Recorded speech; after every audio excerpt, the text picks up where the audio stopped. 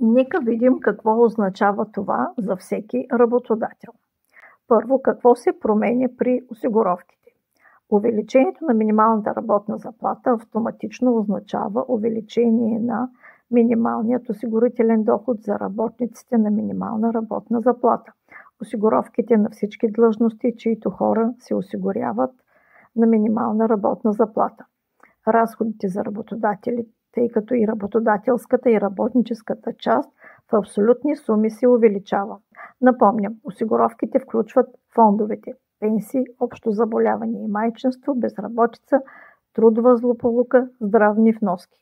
Следващата тема, която искам да засегна – какво става с данъка. Тъй като осигурителната база расте и данъчната основа. Плоският данък остава 10%, но сумата, върху която се изчислява, е по-висока. Тоест, по-високи осигуровки, по-висок данък, по-висока крайна цена на работника за работодателя. Какво означава това за бизнеса?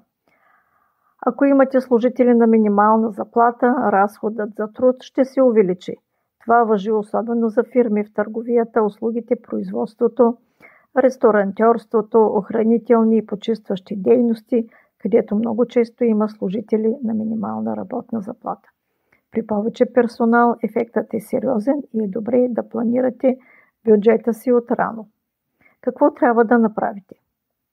Гледайте разходи за труд преди да е настъпила 2026 година. Направете новите изчисления. Планирайте бюджета за повишените осигуровки. Обмислете оптимизация на персонала или работните процеси. Ако осигурявате служители на минимална работна заплата, задължително изчислете ефекта предварително, за да избегнете проблеми. И как счетоводна консултантска къща SLZ можем да ви помогнем? В нашата счетоводна консултантска къща SLZ правим индивидуален анализ на разходите за труд за 2026 година, точни изчисления на новите осигуровки, консултация за оптимизация на заплатите и персонала, пълно счетоводно обслужване. Свържете се с нас, за да подготвим бизнеса ви за реалните промени през 2026 година.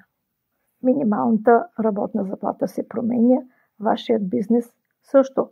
Нека го направим заедно. Счетоводна къща SLZ е вашият партньор в числата. Благодаря.